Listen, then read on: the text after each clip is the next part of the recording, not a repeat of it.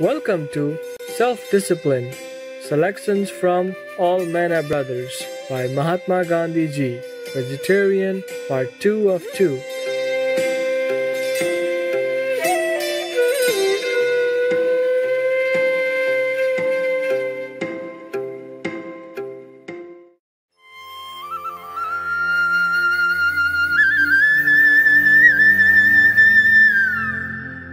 Born Mohandas Karamchand Gandhi, the man who came to be known as the Great Souled or Mahatma Gandhi Ji, was an exemplary spiritual practitioner and visionary leader of India.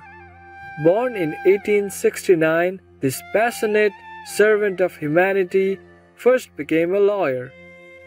However, he felt a different calling from within, as he discovered a fervent wish to improve the lives of all people. The beloved Mahatma Gandhi Ji sometimes spoke about desired changes in government and would meditate and fast to encourage a non-violent and beneficial outcome. He thus became an example of peaceful change for an entire country.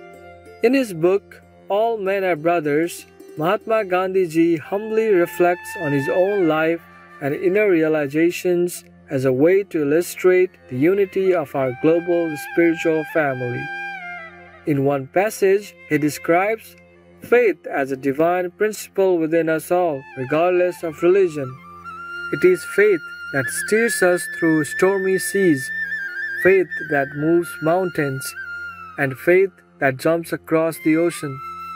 That faith is nothing but a living, wide-awake consciousness of God within. He who has achieved that faith wants nothing. Bodily diseased, he is spiritually healthy. Physically poor, he rolls in spiritual riches. Now we would like to share with you Mahatma Gandhi's eloquent thoughts on self-discipline from Chapter 5 of his book, All Men Are Brothers. Chapter 5. Self-Discipline.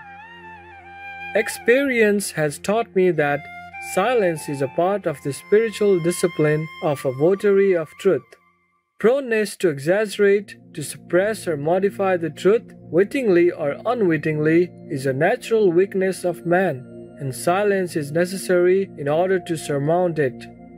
A man of few words will rarely be thoughtless in his speech. He will measure every word. Silence has now become both a physical and spiritual necessity for me. Originally, it was taken to relieve the sense of pressure. Then I wanted time for writing. After, however, I had practiced it for some time, I saw the spiritual value of it. It suddenly flashed across my mind that that was the time when I could best hold communion with God. And now I feel as though I was naturally built for silence. Silence of the sewn-up lips is no silence. He is silent who, having the capacity to speak, utters no idle word. All power comes from the preservation and sublimation of the vitality that is responsible for the creation of life. This vitality is continuously and even unconsciously dissipated by evil, or even rambling, disorderly, unwanted thoughts. And since thought is the root of all speech and action, the quality of the latter corresponds to that of the former. Hence, perfectly controlled thought is itself power of the highest potency and becomes self-acting. If a man is after the image of God, he has but to will a thing in the limited sphere allotted to him, and it becomes. Such power is impossible in one who dissipates his energy any way whatsoever. It is better to enjoy through the body than to be enjoying the thought of it. It is good to disapprove of sensual desires as soon as they arise in the mind, and try to keep them down. But if for want of physical enjoyment, the mind wallows in the thoughts of enjoyment, then it is legitimate to satisfy the hunger of the body. About this, I have no doubt. Sex urge is a fine and noble thing. There is nothing to be ashamed of in it, but it is meant only for the act of creation. any other use of it is a sin against God and humanity. The world seems to be running after things of transitory value.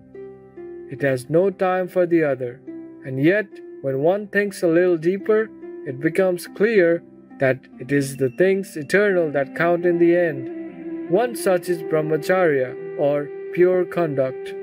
What is brahmacharya? It is the way of life which leads us to Brahma, God. It includes full control over the process of reproduction.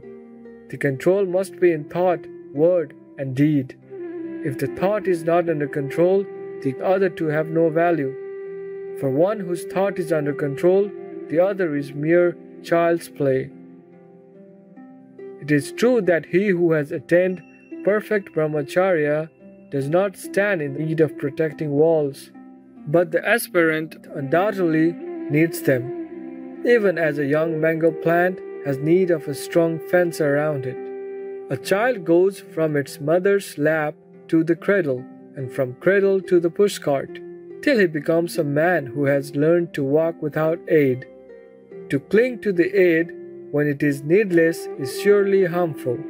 It appears to me that even the true aspirant does not need the above-mentioned restraints. Brahmacharya is not a virtue that can be cultivated by outward restraints. He who runs away from a necessary contact with a woman does not understand the full meaning of brahmacharya. However attractive a woman may be, her attraction will produce no effect on the man without the urge. The true brahmachari will shun false restraints. He must create his own fences according to his limitations, breaking them down when he feels that they are unnecessary. The first thing is to know what true brahmacharya is, then to realize its value, and lastly to try to cultivate this priceless virtue. I hold that true service of the country demands this observance. As an external aid to brahmacharya, fasting is as necessary as selection and restriction in diet. So overpowering are the senses that they can be kept under control only when they are completely hedged in on all sides, from above and from beneath. It is common knowledge that they are powerless without food, and so fasting undertaken with a view to control of the senses is, I have no doubt, very helpful. With some, fasting is of no avail, because assuming that mechanical fasting alone will make them immune, they keep their bodies without food, but feast their minds upon all sorts of delicacies, thinking all the while what they will eat and what they will drink after the fast terminates. Such fasting helps them in controlling neither palate nor lust. Fasting is useful when the mind cooperates with the starving body, that is to say, when it cultivates a distaste for the objects that are denied to the body. Mind is at the root of all sensuality. Fasting, therefore, has limited use, for a fasting man may continue to be swayed by passion. Brahmacharya is such only if it persists under all conditions and in the face of every possible temptation. If a beautiful woman approaches the marble statue of a man, it will not be affected in the least. A brahmachari is one who reacts in a similar case in the same way as marble does. But just as the marble statue refrains from using its eyes or ears, even so, a man should avoid every occasion of sin.